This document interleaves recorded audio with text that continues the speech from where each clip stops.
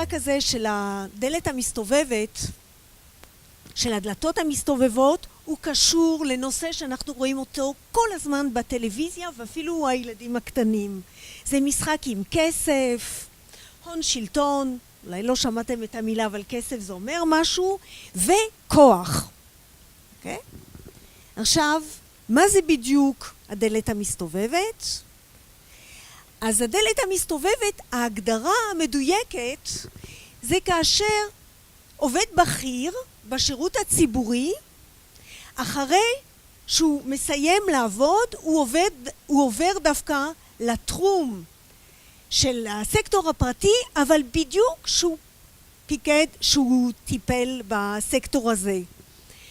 והאנשים החשובים הם המפקח על הבנקים או מפקחת על הבנקים, הממונה על שוק ההון, החשב הכללי, המנכ"ל. ולמה זה דומה? כך מראים זאת בארצות הברית.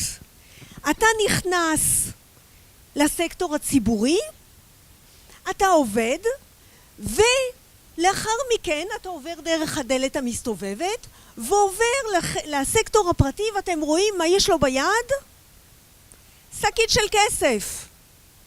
כי זה כל המשחק. המשחק הוא שאתה עובד אולי מאוד קשה בסקטור הציבורי, ולא מקבל שכר מאוד גבוה, אבל מה אתה יודע שמחכה לך? גם הצעירים, זה ייתן לכם אולי איזשהו רעיון לעתיד. אתם תעבדו בסקטור הציבורי לכמה שנים, ואחר כך, דרך הדלת המסתובבת, אתם סך הכל עוברים לסקטור הפרטי. מהם הדוגמאות? תנו לי שמות. ניר גלעד, אוהד מרני, יוסי בחר, גליה מאור, ובזמן האחרון הם עושים את הדרך ההפוכה, אבל אל תדאגו, הם יעשו מיד את הדרך שוב פעם הפוכה בעוד כמה שנים. חדווה בר ומיכל אלפרין. ולמה שמתי את מיכל אחרונה? מכיוון שאם אתם הסתכלתם על העיתון של היום, היא מככבת על איזה נושא? שכשהיא התמנתה היא אמרה, אני אטפל במונופולים. הרי מה היא הייתה קודם? היא הייתה סך הכל עורכת דין המתמחה בדיוק בבעיות של רגולציה, ועבדה נגד הממונה על ההגבלים העסקיים. היא הייתה עורכת דין שטיפלה בתנובה. אז היא אמרה, כשהיא הגיעה, היא לא כל כך הבינה אולי שיש החברה, ובמיוחד אנחנו בדיוק אחרי המחאה החברתית, אז אנשים קצת מבינים מה אתם עושים. היא אמרה, אני מונופולים שהם יעשו מה שבא להם. אני אאפשר להם להעלות את המחיר. הם כבר ידעו מה לעשות. מה היא אמרה אתמול? טוב, אז אחרי שבאמת הייתה מחאה חזקה, אני גם מטפל בזה. אני לא כל כך מאמינה. והאם זה רק בישראל? ממש לא. אתם יכולים להבין הוכחה שיש מילה מיוחדת בכל שפה למונח הזו למונח של הדלת המסתובבת. באנגלית, הרי אנחנו עשינו תרגום מאנגלית, זה באמת revolving door, שזה בדיוק דלת מסתובבת. אבל בצרפתית, שזה קורה הרבה יותר מאשר כאן. המצב שם הרבה יותר חמור. אתם יודעים איך הם קוראים לזה? פנטופלאז', המשמעות היא כפכפים. זאת אומרת, עבדת קשה ועכשיו אתה שם כפכפים ואתה יודע שהבוכתה מגיעה אליך ישר. היפנים קצת אחרת. מה זה המקודרי? זה לרדת מהגן עדן. זהו, זה המצב. אם כולם מבינים להיות בסקטור הציבורי, לקחת את הדלת המסתובבת, להיכנס בפנים וללכת לסקטור הפרטי, זה עסק לא רע. ובמיוחד בארצות הברית. ותראו, כמו שאמרתי, אני אהיה פה חצי אופטימית. אז האופטימיות כבר הראשונה תהיה כזו. המצב בישראל אולי הוא לא כל כך טוב, כי אני אסביר את הבעיות עם הדלת המסתובבת. אבל בארצות הברית זה הרבה יותר גרוע. למה זה הרבה יותר גרוע? תסתכלו על השמות של האנשים שעוברים רק בסקטור הפיננסי. והיום, אם אתם שואלים למה היה משבר ב-2008, משבר פיננסי, התשובה היא כי כל אלו שהיו אז בתפקיד, נגיד הבנק המרכזי, שר האוצר של אז, שהיה הנרי פולסון, שר האוצר הקודם, לארי סאמרס, מה הם עשו? הם ידעו שאפילו עם המשכורת שלהם יותר גבוהה מאשר כאן, הכסף הגדול, המיליונים, זה בבנקים, בקרנות גידור, בגולדמן זאקס. אז הם כולם החליטו על החלטות של דרגולציה, דרגולציה ודרגולציה. ולאן אנחנו הגענו? לקטסטרופה ולמשבר של 2008. אם לארי סאמרס לא היה מחליט בתקופה של קלינטון לעשות את אותה דרגולציה, שהוא השתמש אחר כך, כשהוא נכנס אחר כך לחברה של גם גולדמן זאקס וגם שו קורפוריישן, שזה חברת גידור, שהוא עשה בו מיליונים. אנחנו לא היינו עוברים את שנת 2008. עכשיו, אתם יכולים לומר, אוי, את קטנונית, אנחנו כולנו קטנונים, אנחנו מקנים, אנחנו צרי עין. מה יש אם כמה מהם עשו עבודה טובה ואחר כך מקבלים מיליונים? מה יש? אולי לא קורה שום דבר רע? אולי אנחנו סתם אומרים שזה לא בסדר. אז לא. 3 סיבות שבאמת הדלת המסתובבת, המשחק הזה, שנראה משחק נחמד, הוא בעייתי. הסיבה הראשונה הוא שאתם יכולים לחשוב על רגולטור שמדבר עם חברה מסוימת, ולחברה הזו הוא יותר נחמד, הוא מעלים עין בדיוק על האחוזים אולי שהיא צריכה לשמור על האשראי, וזה אומר שהוא לא עושה את עבודתו נאמנה. זה פלילי, אבל אף אחד לא הצליח למצוא איזושהי קלטת, כן, של איזשהו מנכ"ל משרד האוצר או בבנק ישראל שמדבר עם מישהו ואומר לו, אתה יודע מה? אני אעלים עין, אבל אני אהיה המנכ"ל, אני אהיה היו"ר הבא. בדרך כלל הם לא מנכ"לים, היו"ר הבא, 12 מיליון. נראה סביר, 3 שנים? אין לנו קלטת כזו. אבל למרות שאני אומרת שאין לנו קלטת כזו, ללא שום רמז, כן? עם השקף הקודם, אני לא רוצה לקבל בדיוק מאותו האדם. ניר גלעד, צריך לדעת שהוא היה החשב הכללי במשרד האוצר, וימים ספורים לאחר שהחליט את ההחלטה הנוגעת לחברה לישראל שאפשרה לה להרוויח עשרות מיליוני דולרים, למה הוא התמנה? למנכ"ל החברה לישראל. בינתיים השנה הוא יצא עם כמה מאות מיליוני דולרים בדרך. אבל ההחלטה הזו הייתה החלטה שאין לנו הוכחה שמשהו לא היה בסדר, אבל כולם אמרו זה מסריח. ואם אתם מתעניינים איפה אתם יכולים לראות על זה? בסרט של מיקי רוזנטל, הסרט שנקרא שיטת השקשוקה. ואם אתם פותחים את יוטיוב ואתם רואים את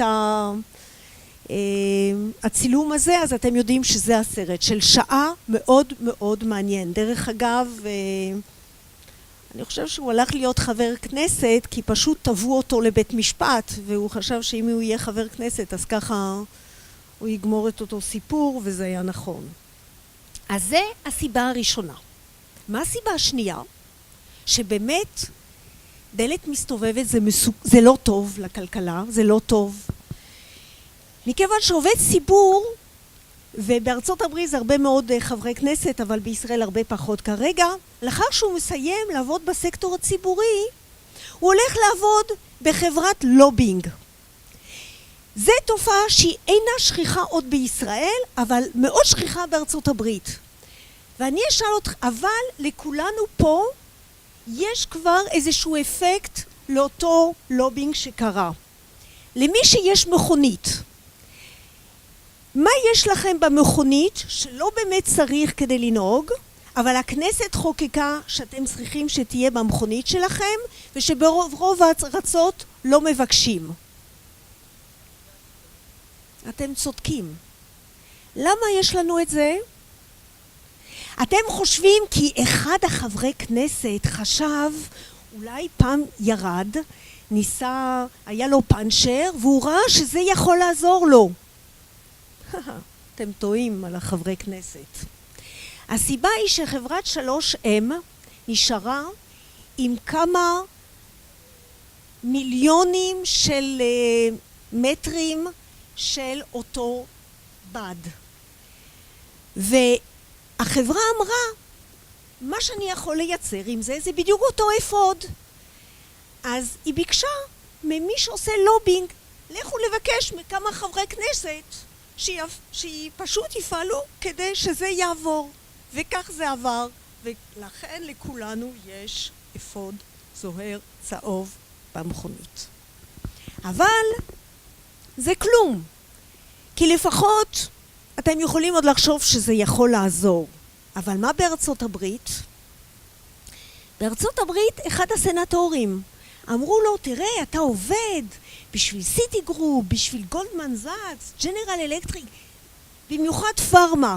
ומאז שאני מבינה שכל החוקים, שהרבה דברים ב-FDA בארצות הברית עוברים אחרי לובינג, אני הפסקתי לקחת תרופות. כי אם זה עובר את התהליך הזה, אתם מתחילים לשאול את השאלה האם זה באמת טוב. והסנטור ברו, מה הוא לא מתבייש לומר?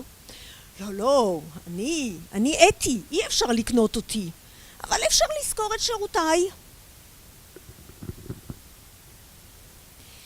והתופעה השלישית היא מה שאנחנו קוראים צבירת כוח. זאת אומרת שאותו רגולטור, פקיד, עובד ציבור, סך הכל פועל בתקופה שהוא בסקטור הציבורי, חושב כבר מה הוא צריך לצבור כדי שהוא יהיה שווה יותר, שחברה תרצה סך הכל למנות אותו בחברה. עכשיו, מה הוא יכול לעשות? שני דברים עיקריים.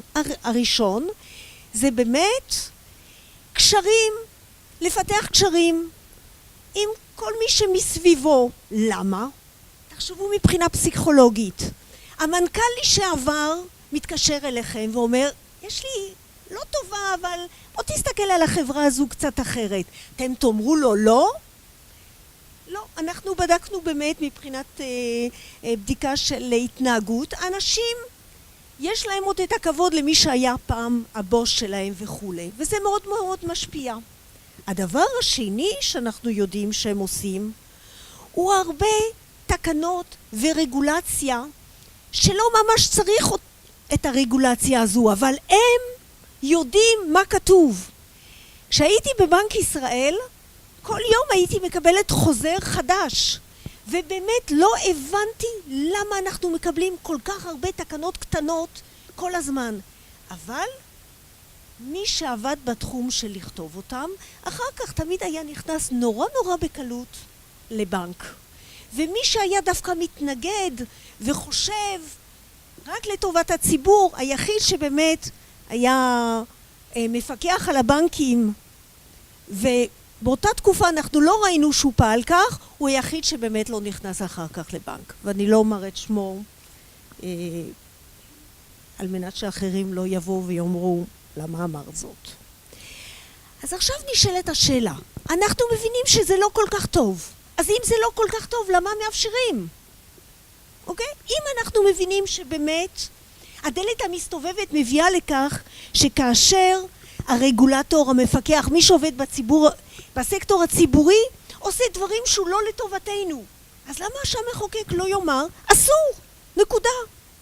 אז אחת הסיבות שהיא תהיה סיבה שאנחנו יכולים להבין שזה באמת, כי גם הוא באמת, נניח שהוא באמת חושב רק לטובת המשק, כי אתם יכולים לומר גם הוא חושב בצורה לא כל כך בסדר, אבל נניח שהוא חושב באמת רק לטובת העם.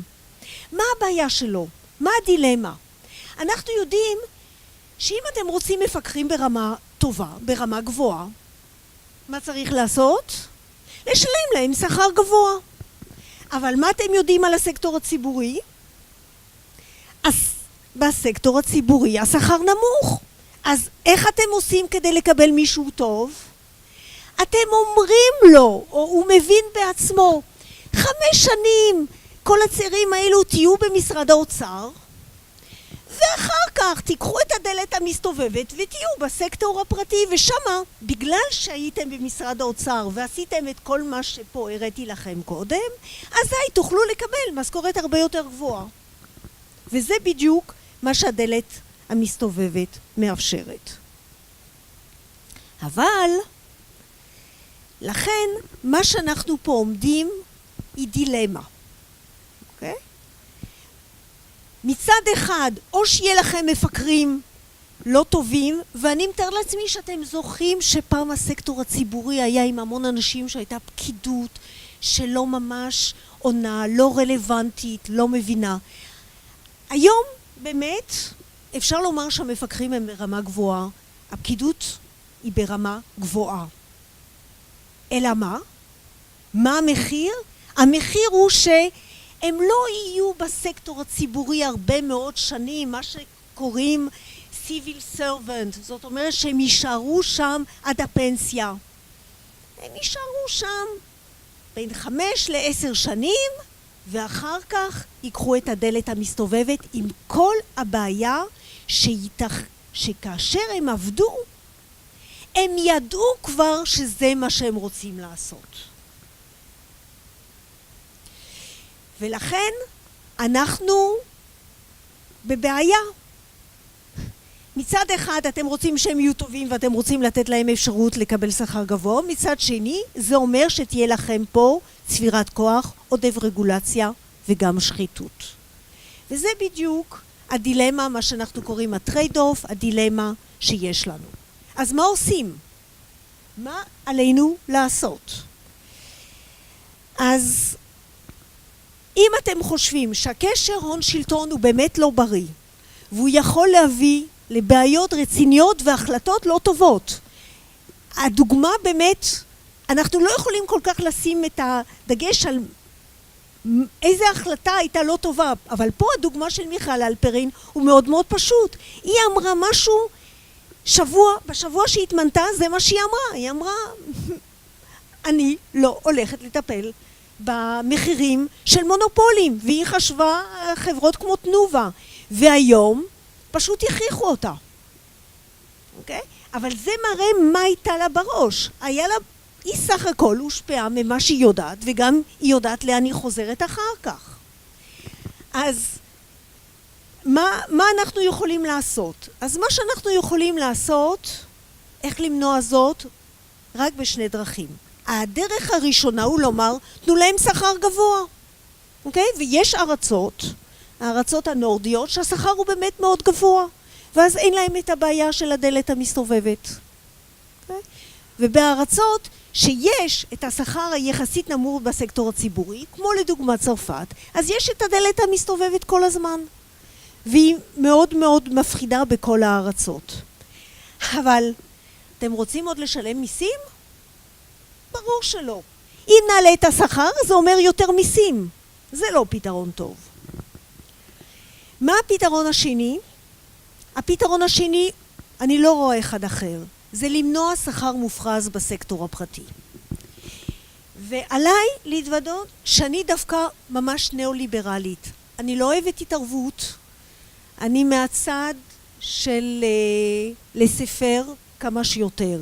אבל יש נקודות שצריך להתעורר ולומר, במשחקים של הכלכלה, יש כמה נקודות שכן צריך להתערב.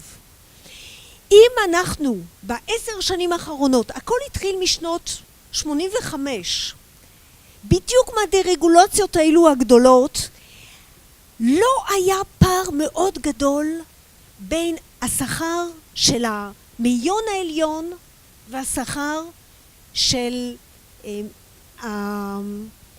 העשירון האמצעי נאמר.